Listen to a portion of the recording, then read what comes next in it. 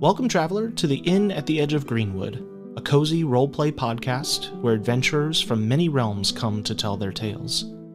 You won't find any dice rolls or TTRPG mechanics here, just good old-fashioned make-believe and storytelling. We hope you enjoy your stay, and if you do, that you let us know with a review. Thank you for joining us.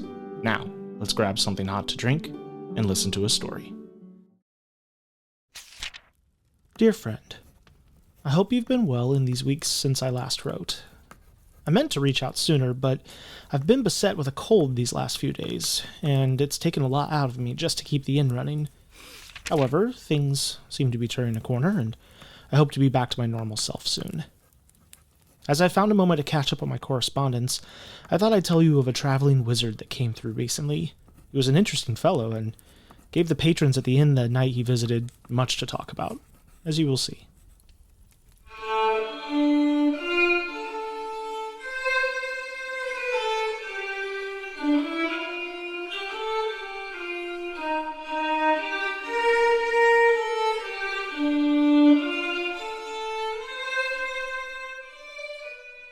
The Inn at the Edge of Greenwood, Book 2, Chapter 2, Parlor Tricks.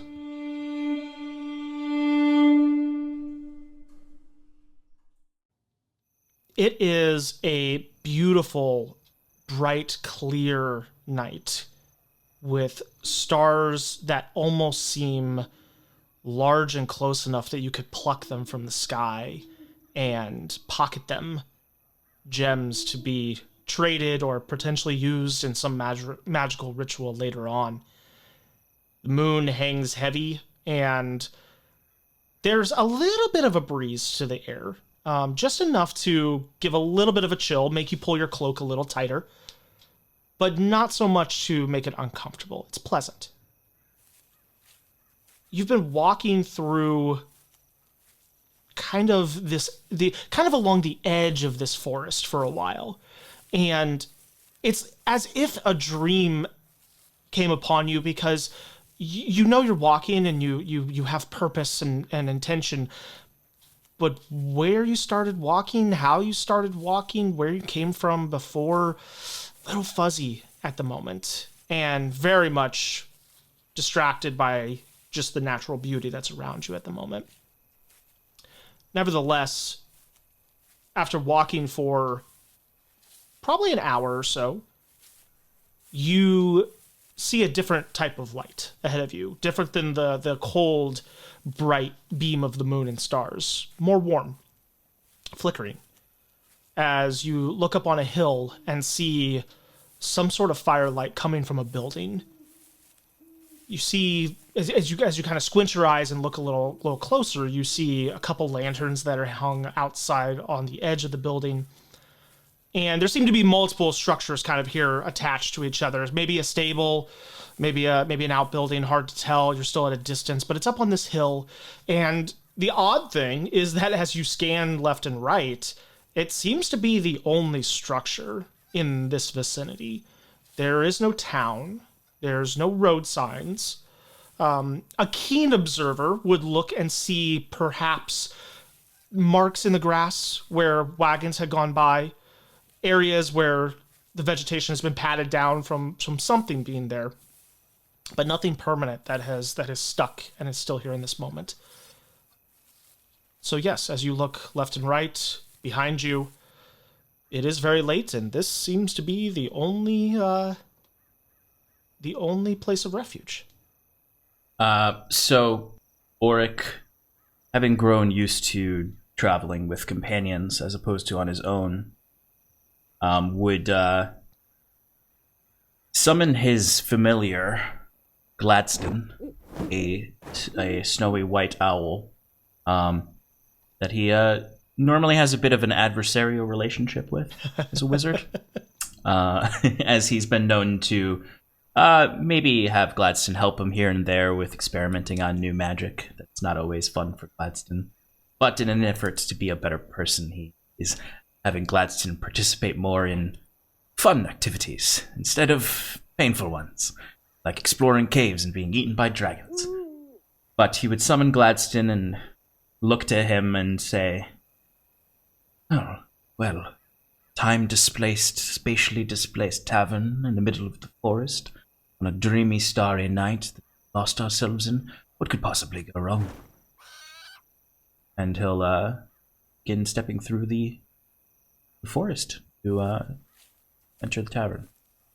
Gladstone cocks his head and kind of looks at you at that, and then looks up at the tavern and back at you, and doesn't reply, obviously, but seems to take note of your phrase. As you get closer to this tavern, inn, building, whatever it is, you notice it's a very kind of familiar rural structure with fieldstone along the base, white kind of paneled wood walls that go up. You do notice at this point that second building you thought you caught eye of is indeed a stable. You can hear horses kind of whinnying in there, moving about.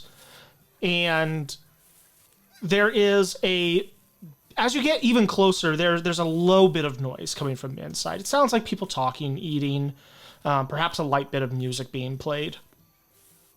Certainly it doesn't seem abandoned by any stretch of the imagination. And as you get even closer, you know for sure it's not abandoned, because the door bursts open and a man, a halfling man, stumbles out, very obviously deep in his cups at the moment, and kind of begins to stumble around the corner of the building, perhaps to relieve himself, perhaps to find his next bit of adventure for the night. But the door stays open behind him, and you can hear more commotion. You can almost feel that warmth of the fire, and you definitely start to smell cooking food, smell of beer. It's very inviting, very idyllic.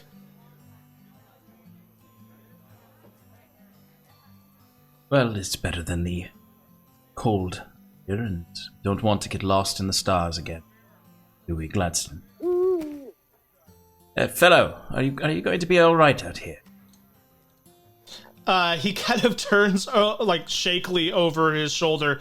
I quite and you can't quite actually make out the words of what he's saying. They're much too slurred. But he kind of waves you as if to say, "I'm fine. I'm fine."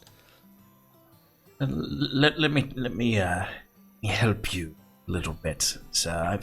You seem like a fine fellow. You look a little bit lost, a little bit deep in the cups, and if I've learned anything from my my newest friends, it can be a bit painful to be this way. Let me just at least broaden your mind a little bit, and you would go up to him and cast Fortune's Favor on him. Okay. It's sort of a spell that, is just opens the mind of the individual to give them views of alternative timelines and allows them to pluck their fate from time and space itself. Gives them that luck points they might need. As you cast this upon him, he is much too slow in his reflexes to dodge you by any stretch of the imagination. You do notice that while luckily he is not fully in the process of relieving himself yet, the pants have started to become unbuttoned, and you catch him in this compromising situation. You tap him on the forehead and cast Fortune's Favor. You notice that his eyes widen and almost begin to reflect the stars above him. His face goes from red to pale as he looks upon vast, multiple, infinite possibilities, and his little rural halfling mind is all at once blown by this magical touch.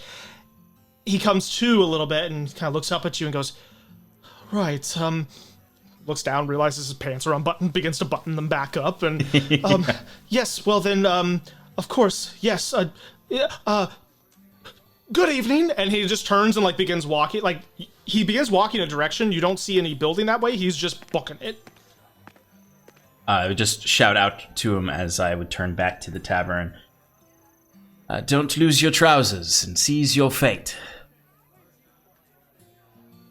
All right. He calls out and then disappears into the darkness. I would look to Gladstone as I walk back and just like, you see, I can do nice things, right? It was a nice little charitable thing. Gladstone kind of ruffles his feathers real quick. Settles back down. As you come up to the doorway of the inn, looking inside, it is very warmly lit. Wonderful warm smells of some sort of meat cooking, a little sweet, probably ham.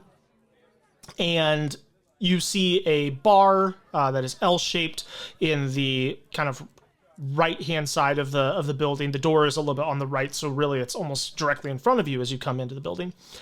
There's a coat rack off to the side, to your right, and then looking down the left, it is a large banquet hall style building with big ceilings, vaulted ceilings, big wooden beams that cut across, and a large stone fireplace that is roaring on the other side. There are probably 24 people in here, quite a few, considering how, timid the noise was that you were hearing.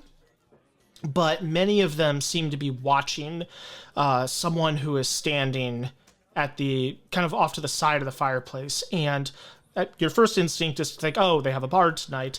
But then you begin to see this person conjuring things out of thin air and lighting their hand on fire and snuffing it out, producing items from behind people's ears. There's a magician in the tavern tonight, and he has people spellbound.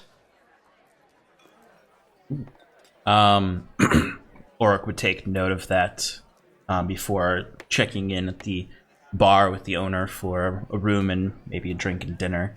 But he would be keeping his eye on this magician. Any form of magic is immediately curious to Auric. As you come up to the bar and begin to speak with the innkeeper, he is a young man with a slight build, brown shaggy hair. He's wearing plain clothes and a brown leather apron over top. And he greets you warmly. He's like, welcome, traveler. And as you drop either your hood or take your hat off, and he gets full look at you, there's a little bit of a pause, and then a broad smile that comes across his face. He's like, we're so glad to have you, visitor from the Northern Realms. What can I get you this fine evening? Oh, well, certain that the pleasure is mine. Such a lovely establishment to have a magician, wizard, a magic user as entertainment instead of any everyday bard. We were just as surprised as you are when he showed up. It is not often that we have such extravagant entertainment, but I certainly couldn't say no, and as you can see, my hall is packed because of it. Lucky you. Suppose. Just a wine and whatever you have cooking for dinner.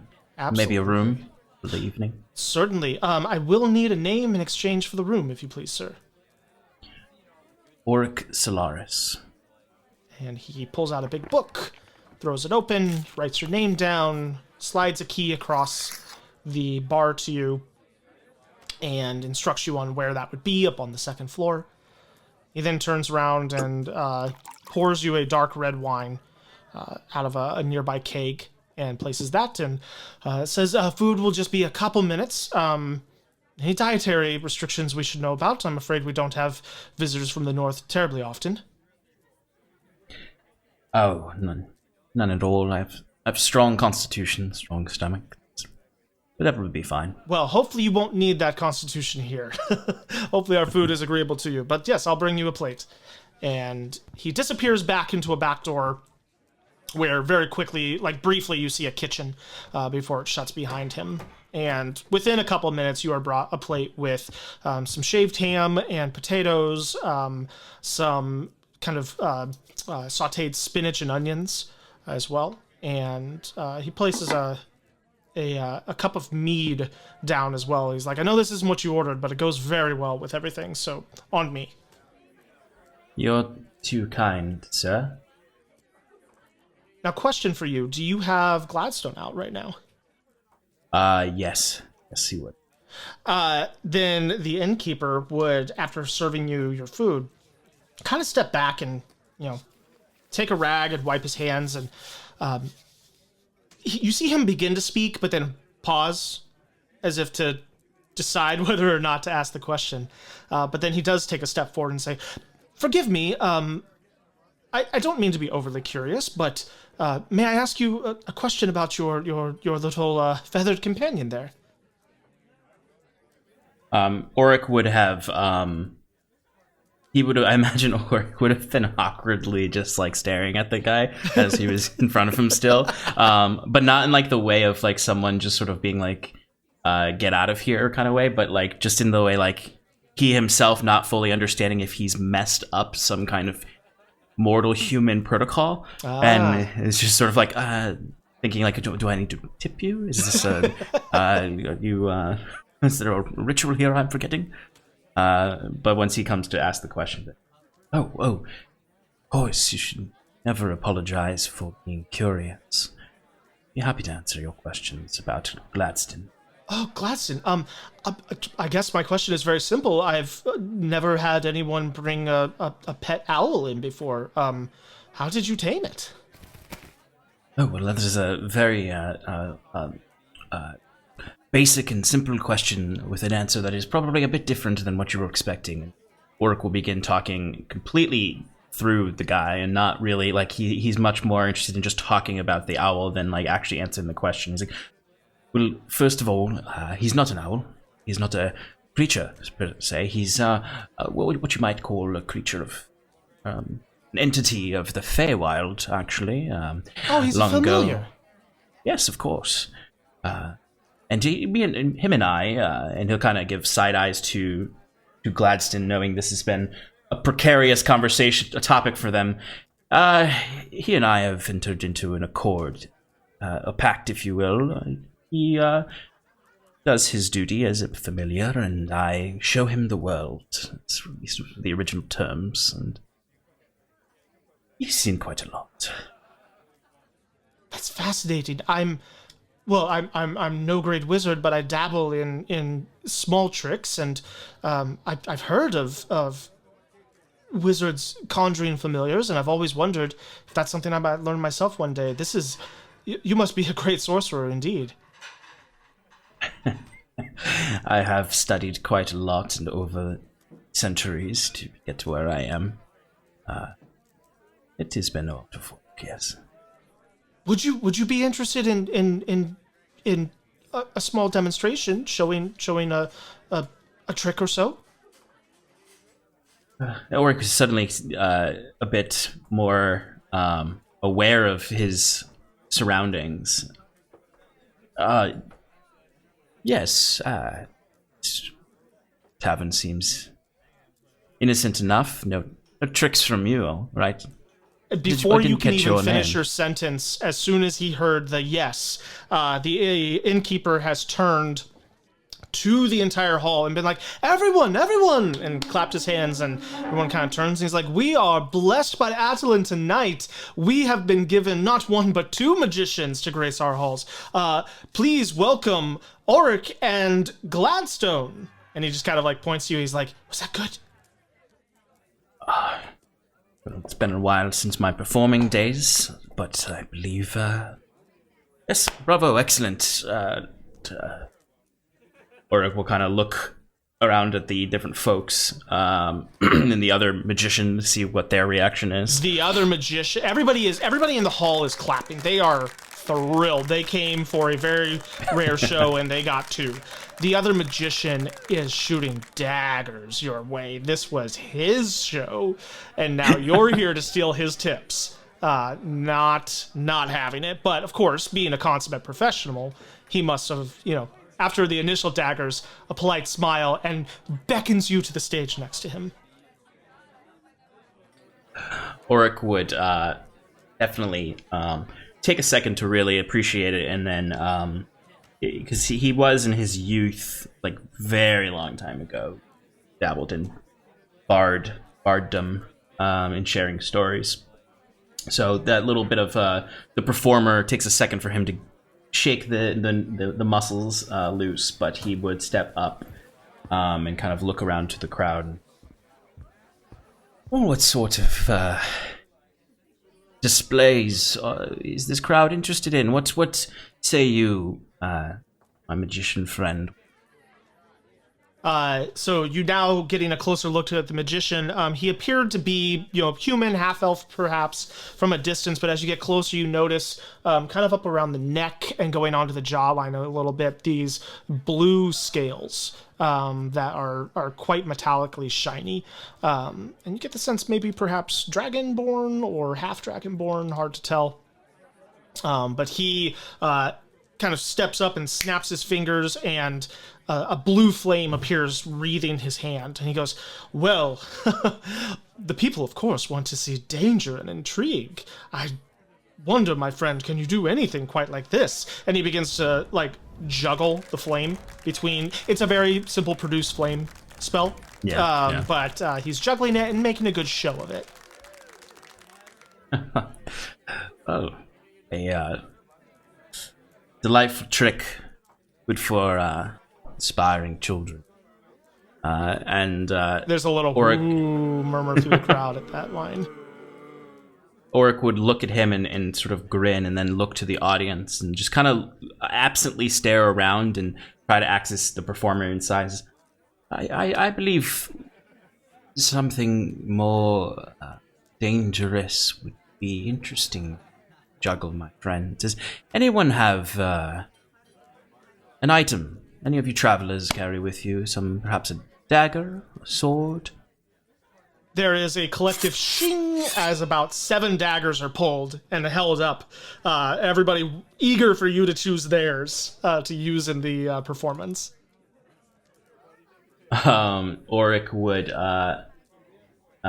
reach out and look to see for the shiniest, most kind of visible, elegant dagger that he can find. Send a mage hand out to grab it.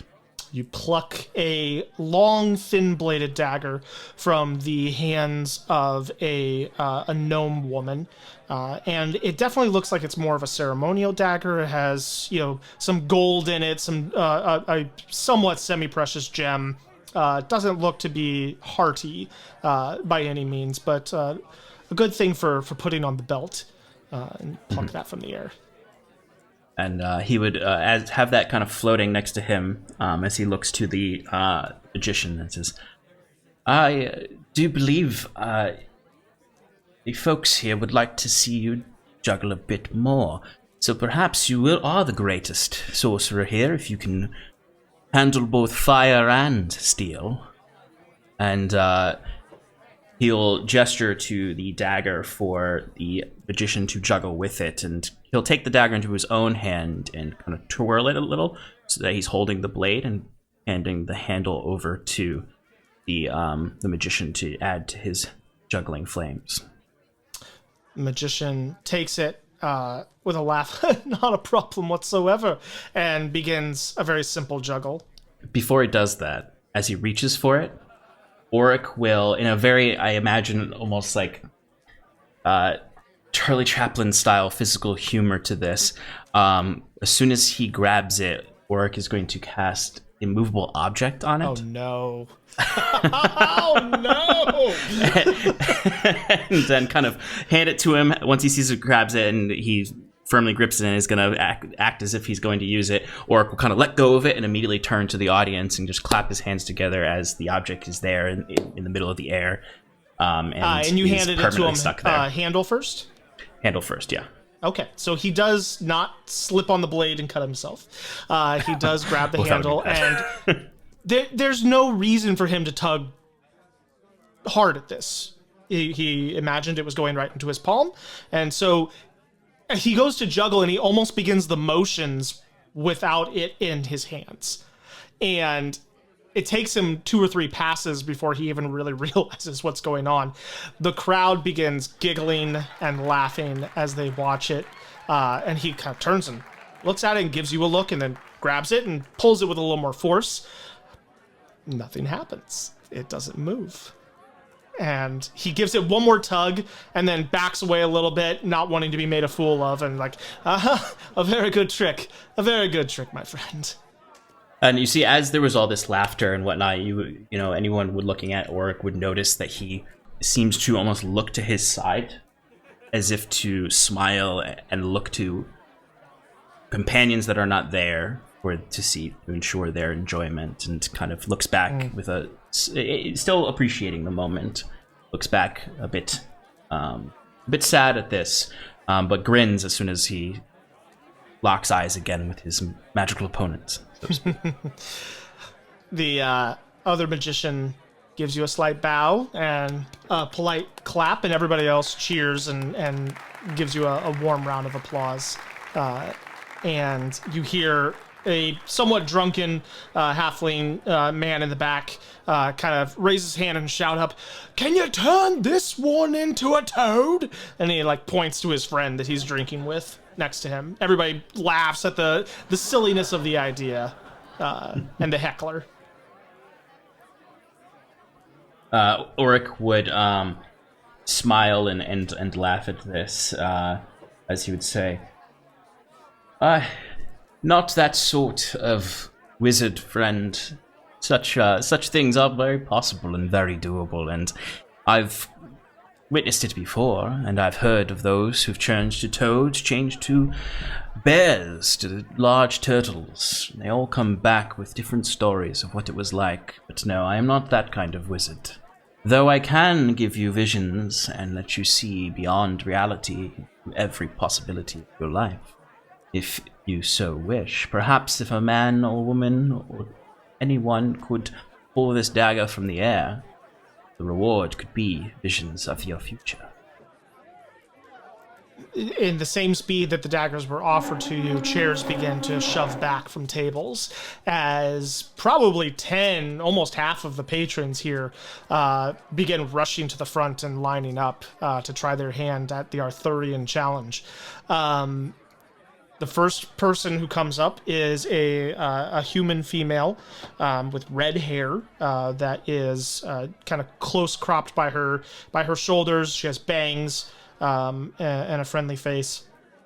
And she kind of gives you a look with a little bit of a raised eyebrow as she grabs it and then gives it a tug. Does it move? It does not. Okay. He's gonna give it a few goes before he'll let someone take it. She snaps her fingers in disappointment and goes and sits down. The next person comes up, a burly, what looks like to be like a half-dwarf man, spitting in his hands and rubbing his palms together, and he grabs it by two and hands and gives it a tug and ends up hanging from it for a moment, trying to put all his weight on it, but it does not move. And so the process goes for a few until you so decide to let it free. I think Auric would wait until there was someone who looked a bit scrawnier, maybe someone who is younger too, maybe like a scrawny teenager that everyone sort of doesn't think is going to have any kind of ability to move this at all. Yeah. There's a person who comes up and looks to be a human with scraggly blonde hair, and they reach out for it, very slight, slender build, and you can tell that they got in line out of almost peer pressure or just the excitement of the moment, but now having seen so many people fail in front of them, the pull is one-handed and half-hearted. It's almost as if to like, let's just get it over with and I'll go sit back down. But much to their surprise, the dagger comes with them back to their side as their hand goes down. And they kind of start and look at it and look up at you, and everybody cheers. And they just stand there like kind of dumbfounded as to what happened. We have ourselves a winner here, it seems. Congratulations, young man, right? Young lad. Either's fine. My name's Syl. Good. Sorry, I have trouble at times discerning proper age of humans. But what you've won, a glimpse into beyond, to infinite realities, and beyond even that. Are you ready? Okay. They just kind of stand there almost frozen in front of you. And he would cast Fortune's Favor on this Okay. this person as well. A similar opening of the mind as the drunken halfling outside, but with a little more foreshadowing this time and a little more anticipation. And as you see the stars that could not be seen here in the ceiling of the tavern suddenly reflected in their eyes, it comes back, and the face just cracks into a small smile, and you see the eyes well up with tears a little bit, and then they just say, "Thank you, sir," and they go back and sit down. And everybody kind of like rushes around them, like, "What did you see? What did he do?" Like no one else really experienced what this was. But pretty soon you are kind of forgotten and lost in the novelty of everybody asking Syl what happened to them in this moment. If you find your way back to the bar, the innkeeper is just smiling ear to ear and shaking his head a little bit, and as you approach, he gives you a little bit of a private applause, and he says, "I am sorry for putting you on the spot. I got a little ahead of myself there, but my goodness, what an incredible display! You are phenomenal." Thank you, friend. There's been many since I've done any kind of performance. Adventuring lifestyles don't tend to leave room for such laughter. Drink is on me. Another wine? Something different? No, it's a lovely wine, so wine will do. He pours another one and slides it to you, and then says, You speak of adventure, and, well, I could be overstepping, but you seem to almost look about you for friends up there at the beginning. Why are you traveling alone? You seem the type to be a part of a party or whatnot. Good question. You're very curious. Yes, I was traveling. I have a tendency to gaze upon the stars and lose a bit of myself. I suppose that happened. How I'm here. Don't fully know why or how I'm here. If I'm being truthful with you, sir. Well, to be truthful back, it's... You're not the first person to find themselves here and not know exactly how or why. This is a strange and wonderful little place in the kingdom. You could be from anywhere, but fear not. Everyone who finds their way through my door eventually makes it home. Interesting. Do you seem like you're aware of the spatial anomaly affecting your tavern? Potential spatial anomaly, I suppose. Well, the planes of existence tend to be thin. The boundaries between them thin in this spot. Really quite across the kingdom, but especially here. I don't know if it's always been that way, but seems to be even more so as of late. Fascinating. If I wasn't in such a dreamy mood, I think I'd be more interested in investigating this and understanding the magic that is thinning the veils here, but I suppose to return to your question. Yes, I travel with some friends of opportunity, really. Haven't been without them in a long time. When I'm alone, I tend to need to remind myself of those that came with me before.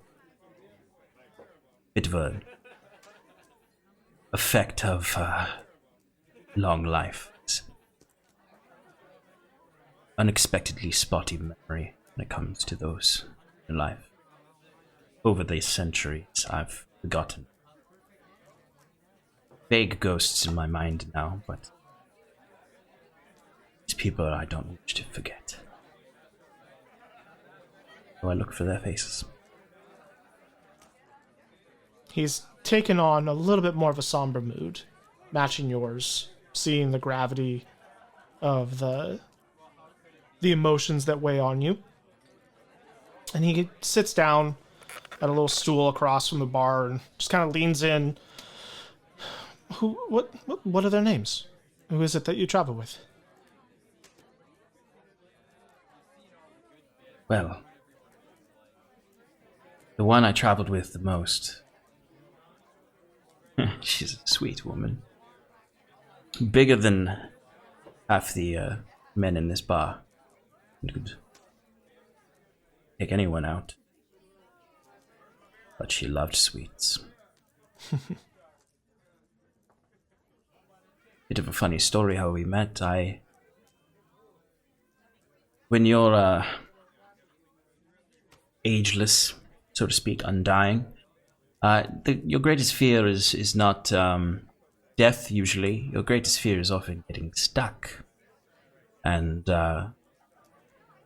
she found me. I was wandering aimlessly in a wood much like this one, staring up at the stars again, as I'm wanting to do, and, well, let's just say there was a fur trader or a hunter's trap, and I stepped on it, and up, much like the magical illusions dancing around, I swung up into a tree by my foot, and I hung there, my book out of reach, and for all intent and purposes at the time, I thought it was it.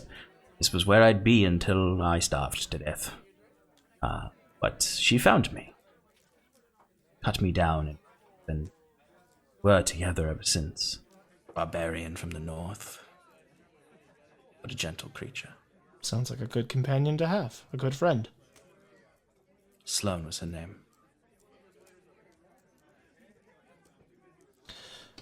I have heard, though I've not lived as long as you, I would imagine, but I have heard that names and memory hold much power, and that while we remember the names of those that we love, we keep them alive.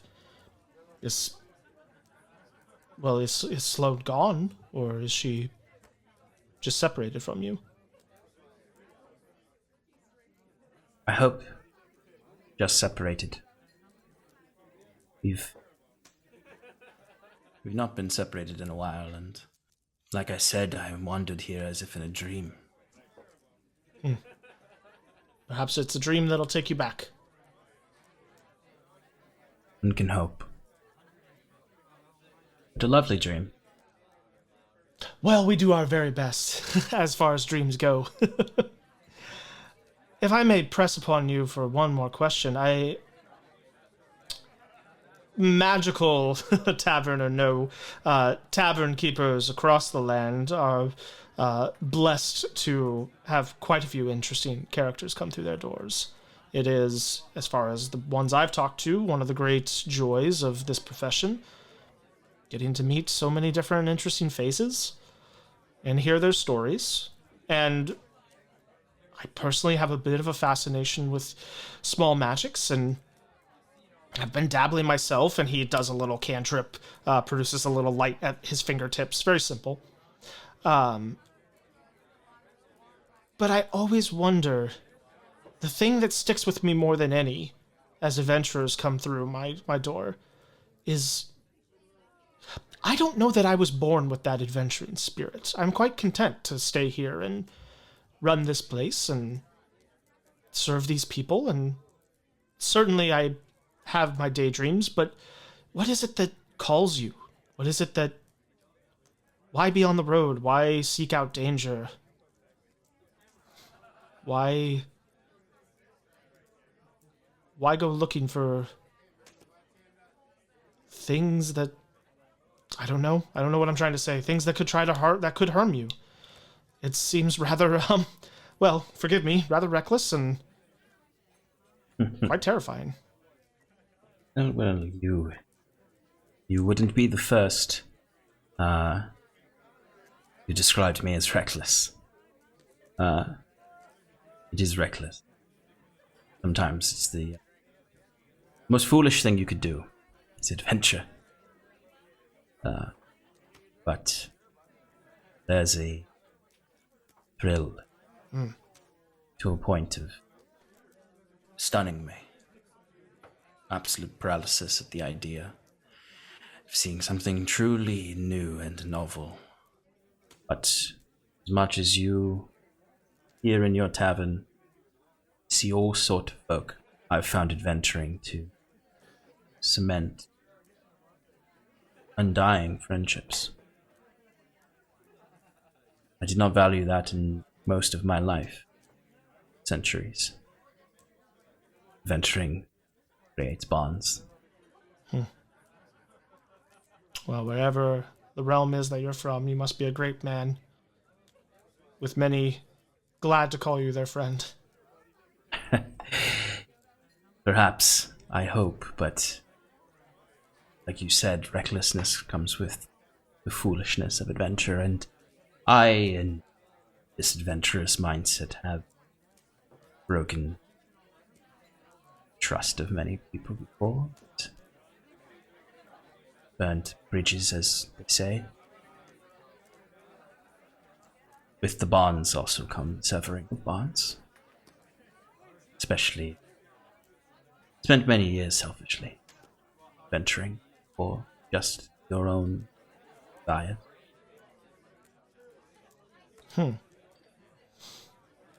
There's always a new day.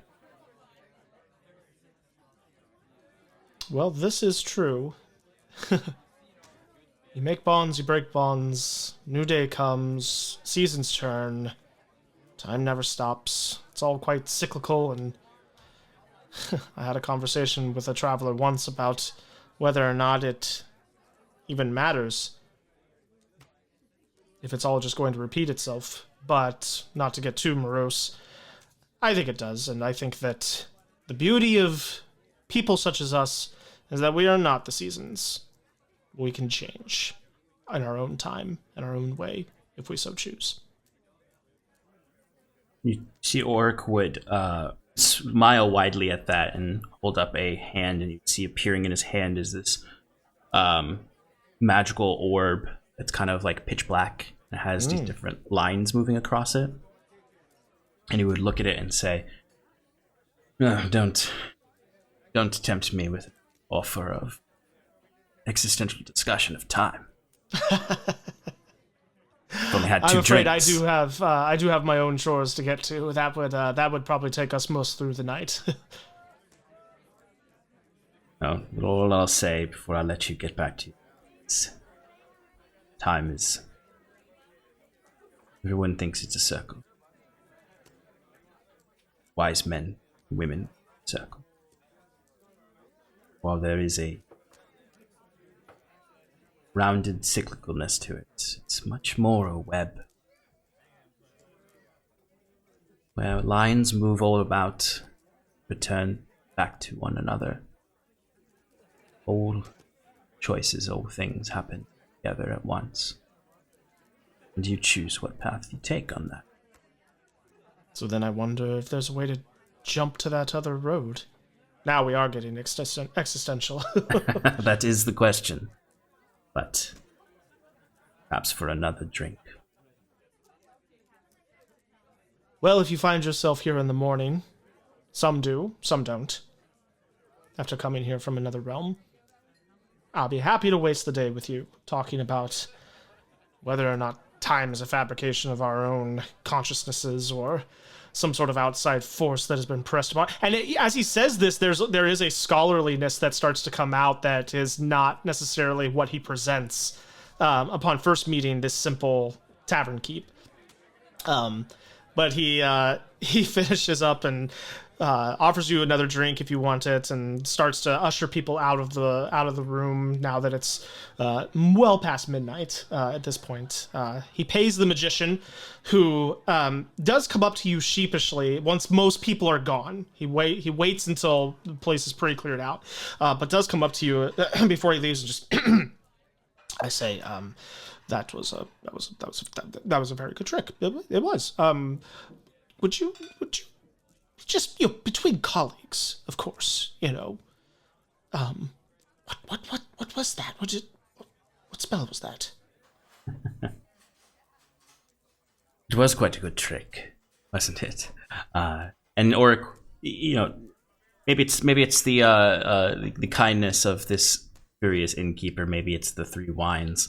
But he'll drop his spell book out and flip through the pages on the big tome and kind of brandish this long, almost mathematical like magical equation of runes, and he says, "Well, it all begins right."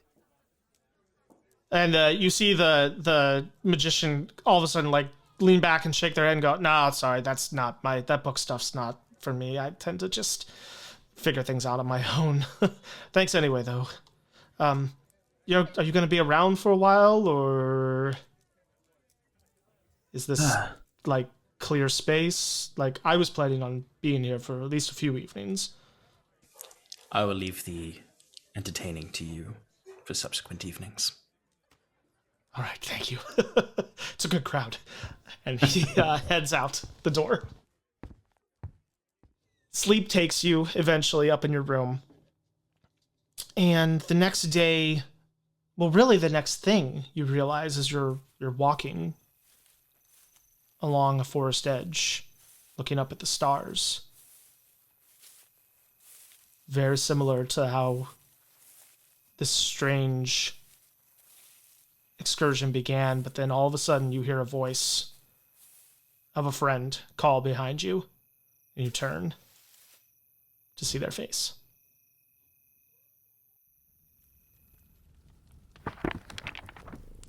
Auric seemed like a bit of a loner, but I'm glad he had Gladstone with him to keep him company. We all need a friend on the journey. Even a simple innkeeper like me needs one, and, like it or not, I have Mr. Boots, even if the cursed cat is always underfoot. I hope Auric finds his way wherever he's headed next. I'll write again soon and share more tales with you. Once this illness has fully left me, I plan to recount one of the most harrowing tales of danger I've heard in some time. Till then.